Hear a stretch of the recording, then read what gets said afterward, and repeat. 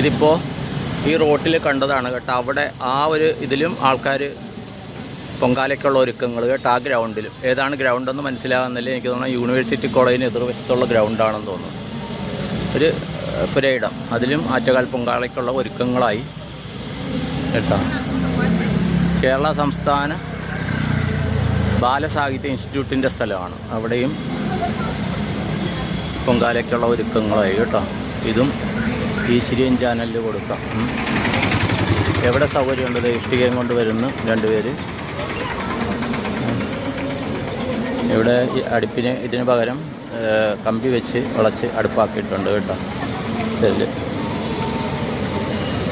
No parking എഴുതിയിട്ടുണ്ട്. പക്ഷേ ഇന്ന് അതൊന്നും പ്രാക്ടിക്കലല്ല. ഇന്ന് ആറ്റുകാലമ്മയുടെ ഭക്തർക്ക് എവിടെയും പാർക്ക് ചെയ്യാം. റോഡ് ഗതാഗതം വേണമെന്നുള്ളതേ, ഗതാഗതം സുഗമമാക്കണമെന്നുള്ളതേ ഉള്ളൂ കേട്ടോ. ഓക്കെ, എല്ലാവർക്കും നന്ദി, നമസ്കാരം. എനിക്ക് 9:30 അടുപ്പിൽ തീ കൂട്ടണമെന്ന് തോന്നുന്നു. നോക്കാം.